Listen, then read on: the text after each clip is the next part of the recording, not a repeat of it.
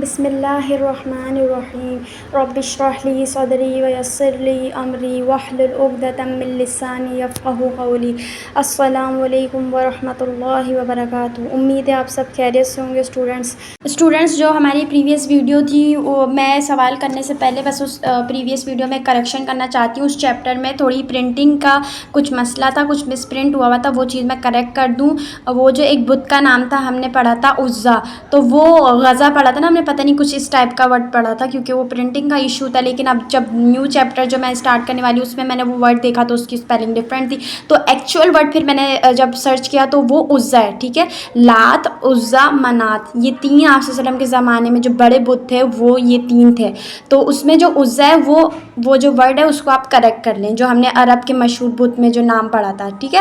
چلیں اب ہم لوگ ایک سوال میں اس میں سے پوچھ لیتی ہوں۔ اچھا، یہ جو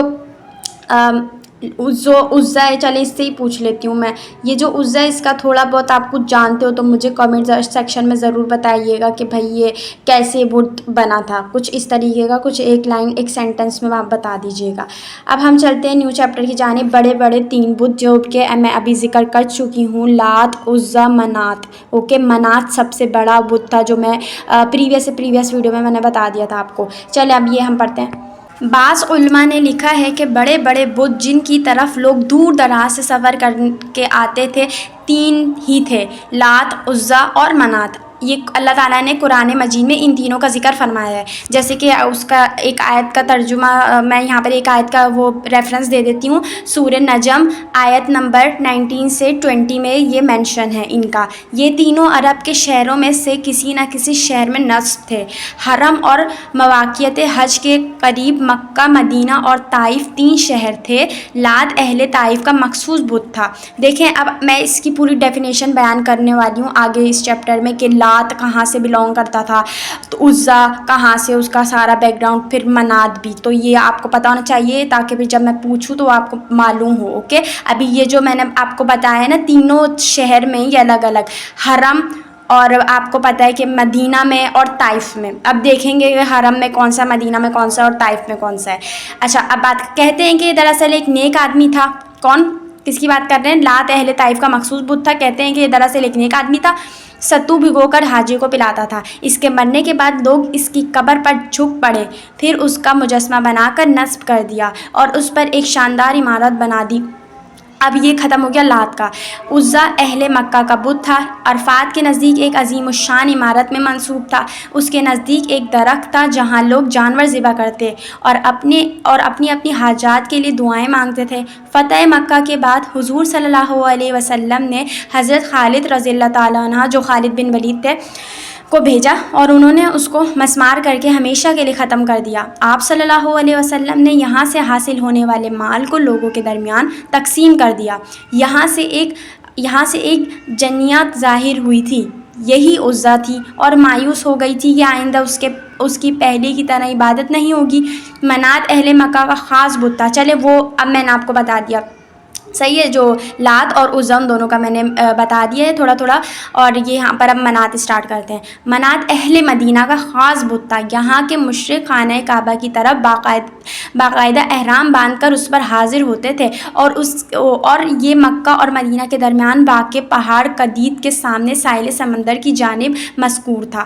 جو شخص بتوں کی عبادت میں مشرکوں کی عادات اور شرک کی حقیقت اور اس کے انواع و اقسام کو جن کی اللہ تعالیٰ نے مذمت بیان کی ہے جاننا چاہتا ہے، اسے حضور صلی اللہ علیہ وسلم کی سیرت، آپ صلی اللہ علیہ وسلم کے زمانے میں عرب کے گفتار و کردار اور اخبار مکہ میں علامہ ازرقی اور دوسرے علماء کے بیان کردہ واقعات کا مطالعہ کرنا چاہیے تاکہ اس پر قرآن حکیم کی تفسیر اور اللہ تعالیٰ اور اس کے رسول صلی اللہ علیہ وسلم کے ناپسندیدہ امور کی وضاحت ہو جائے۔ تو اس سے آپ کو یہ معلوم ہوا کہ ہم لوگوں کو سیرت نبی صلی اللہ علیہ وسلم اور قرآن پاک دونوں کی تفسیر پڑھنی چاہیے۔ جب ہم لوگ وہ پڑھیں گے اس سے ہمیں معلوم ہو جائے گا کہ کیا کیا ہسٹری تھی، کیا کیا بیک گراؤنڈ تھا، کہ کس طریقے سے یہ ہماری شروع ہوئی تھی، اسٹارٹنگ ہوئی تھی یہ بت پرستی۔ تو یہ ہم لوگ پڑھ چکے ہیں، اوکے۔ آپ کو پتہ ہو لات ہم نے پڑھا تھا، بت خانے کا نام تھا، وہاں وہ جو ستو پلائے کرتے تھے حاجی کو، پھر وہ پتھر بھی اس کو، پھر انہوں نے وہاں پر ایک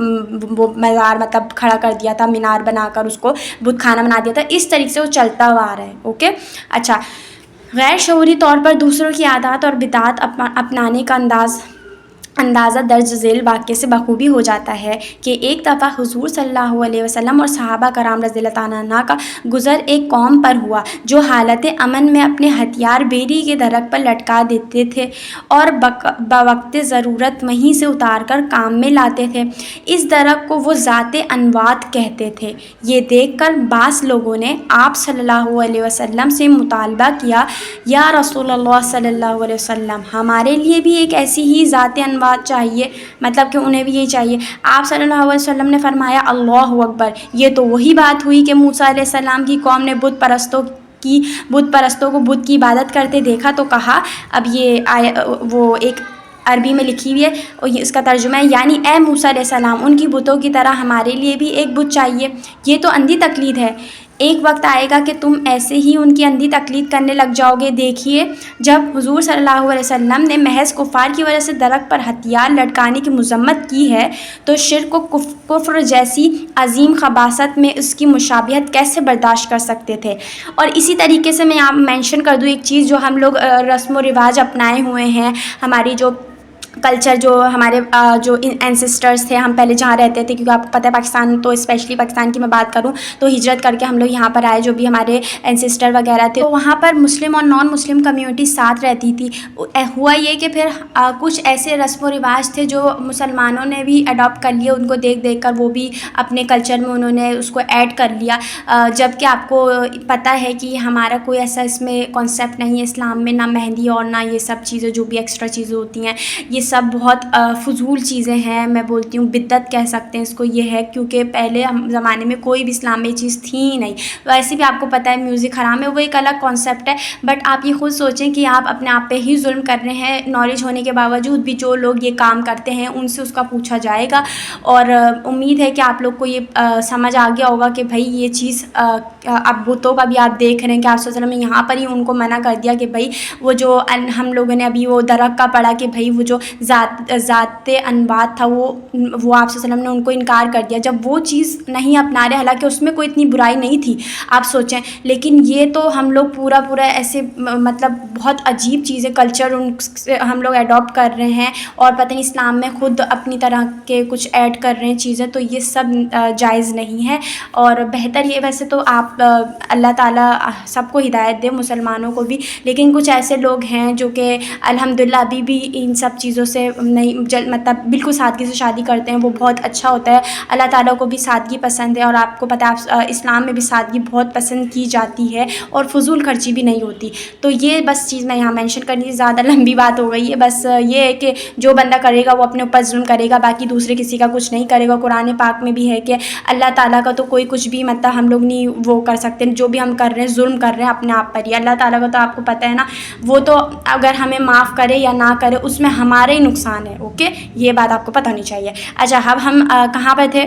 اسی بنا پر حضرت عمر رضی اللہ تعالیٰ نے فرمایا تھا کہ جب اسلام میں جاہلیت سے ناواقف لوگ پیدا ہو جائیں تو ایک ایک کڑی کر کے اسلام کی کڑیاں ٹوٹ جائیں گی۔ جیسے کہ آپ نے فار ایگزامپل ایک واچ دیکھی ہو، واچ میں کڑیاں نہیں ہوتی ہے، یا پھر آپ کوئی تسبیح کا دانہ دیکھ لیں، ایک تسبیح ہوتی ہے، پھر وہ اگر ایک ٹوٹے تو ساری اس طریقے سے بکھر جاتی ہے، ٹوٹ جاتی ہے۔ لائک وائز یہاں پر جو حضرت عمر رضی اللہ تعالیٰ نے وہ بھی یہی چیز بیان کر رہے ہیں کہ اگر کوئی ایسا عالم وغیرہ پیدا ہو جائیں اسلام میں، جاہلیت مطلب ان کو پتہ نہ ہو کہ کیا کیا چیز جاہلیت میں کنسیڈر کی جاتی تھی پہلے زمانے میں، تو اگر وہ ان چیزوں سے واقف نہیں ہوں گے تو اگر ابھی کے لوگ وہ کر رہے ہوں گے تو کیسے ان کو روک پائیں گے؟ سمجھ رہے ہیں نا آپ لوگ؟ تو یہ اس لیے یہاں پر اسپیسیفکلی جاہلیت والے جو کانسیپٹ ہے اس پر ذکر کیا ہے یہاں پر۔ اب اچھا، کیونکہ جب وہ جاہلیت کے رسم و رواج سے واقف نہیں ہوں گے تو لامحالہ غیر شعوری طور پر ان میں مبتلا ہو جائیں گے، اوکے۔ تو یہ یہاں پر تھی، ہمارے چیپٹر اینڈ ہوا۔ اب ہم پڑھتے ہیں خانہ خدا میں بتوں کی بھرمار۔ یہ اب چھوٹا سا یہ جلدی سے پڑھ لیتے ہیں۔ حشام بن محمد کلبی نے کہا ہے کہ قریش نے کعبہ کے اندر اور اس کے باہر چاروں طرف بت نصب کر رکھے تھے۔ سب سے بڑا بت حبل تھا جو انسانی شکل پر سرخ عقیق کا بنا ہوا تھا۔ جب ان کا کسی معاملے میں جھگڑا ہو جاتا یا وہ سفر پر جانے کا ارادہ کرتے تو اس کے پاس آ کر تیروں کے ذریعے حق و باطل کا فیصلہ کرتے اور انہی تیروں کو گھما کر معلوم کرتے کہ سفر میں ان کی قسمت میں کیا لکھا ہے۔ اور یہی وہ بت ہے جس کی بڑائی کا ابو سفیان نے جنگ احد میں نعرہ لگایا تھا اور کہا تھا، یعنی ترجمہ مطلب اس کا ہے، حبل کیجیے. اور حضور صلی اللہ علیہ وسلم نے صحابہ کرام رضی اللہ عنہ سے فرمایا کہ اس کے جواب میں تم اللہ اعلی و اجل کا نعرہ بلند کرو. اچھا، اصاف اور ناملہ بھی قریش کے 2 بت تھے. اوکے، ہم نے پہلے پڑھا 3 جو مشہور بت تھے اس کا نام کیا تھا؟ لات، عزا، منات. اب یہ 2 ایڈ مطلب اور آ رہے ہیں، اصاف اور نائلہ. اصاف اور نائلہ بھی قریش کے 2 بت تھے. اچھا، میں یہاں نائلہ کا ایک ورڈ بتا دوں، میں نے یہاں لڑکیوں کے بھی نام سنے. ہاں صحیح کہہ رہے ہیں.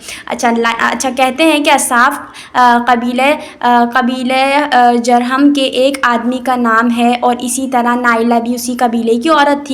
یمن میں رہتے ہوئے یہ آدمی اس عورت کے عشق میں مبتلا ہو گیا. حج کرنے کے لیے آئے تو انہیں خانہ کعبہ میں خلوت کا موقع مل گیا. اس سے فائدہ اٹھا کر انہوں نے بیت اللہ کے اندر بدکاری کی. اس گھنونے جرم کی پوائش میں یہ پتھر کی صورت میں مسخ کر دیے گئے. اہل مکہ نے لوگوں کی عبرت کے لیے انہیں کعبہ کے باہر پھینک دیا. عرصہ دراز گزرنے کے بعد جب بت پرستی شروع ہوئی تو ان کو بھی پوجا جانے لگا. استغفر اللہ. لوگ ان پر چادریں چڑھاتے اور ان کے نام کے جانور ذبح کرتے تھے. واللہ عالم. استغفر اللہ. دیکھیں لوگوں کا کس طریقے سے پہلے زمانے کے لوگ ہوا کرتے تھے، ابھی بھی ہیں. ہم کیا کہہ سکتے ہیں، اللہ ہدایت دے. اللہ بہترین ہدایت دینے والا ہے. آپ نے قرآن میں بھی یہ لفظ پڑھا ہوگا، مطلب یہ اس کا ترجمہ پڑھا ہوگا. امید آپ لوگ کو یہ چیپٹر اچھا لگا ہوگا. اور جو کل کا کوشچن ہے وہ میں ابھی سے ہی پوچھ لیتی ہوں، کیونکہ کل آپ لوگ جو ابھی میں نے اس ویڈیو میں پوچھا وہ بھی بتا دیجیے گا، اور جو میں کل پوچھوں گی تو اس کا آج میں سمجھ آ رہی ہے نا کیا بولی ہوں، سوری سر دوبارہ سے بتاتی ہوں. یہ جو میں نے ابھی چیپٹر پڑھا ہے اس میں سے ایک سوال پوچھ رہی ہوں، دونوں چیپٹر ہیں اس میں سے ایک سوال پوچھ رہی ہوں، وہ آپ مجھے کل کے کمنٹ میں رپلائی کریں گے. سمجھ آ رہی ہے؟ کل کے کمنٹ میں. لیکن جو میں نے سٹارٹنگ میں ویڈیو کے آپ سے کویشچن پوچھا تھا تو وہ اس ہی ویڈیو کے کمنٹ میں کریں گے. کیوں؟ کیونکہ وہ پریویس ویڈیو کا سوال تھا. لیکن ابھی جو میں پوچھنے جا رہی ہوں وہ اس ویڈیو کا ہے، تو وہ آپ مجھے کل کی جو میں ویڈیو انشاءاللہ اپلوڈ کروں گی اس کے نیچے جواب دیجیے گا. اچھا، وہ سوال کیا ہے؟ لات، عزا، منات کے علاوہ کون سے 2 بتوں کا ذکر ہے قریش کے؟ وہ مجھے آپ کمنٹ سیکشن میں بتائیے گا کل کی ویڈیو میں. اللہ حافظ.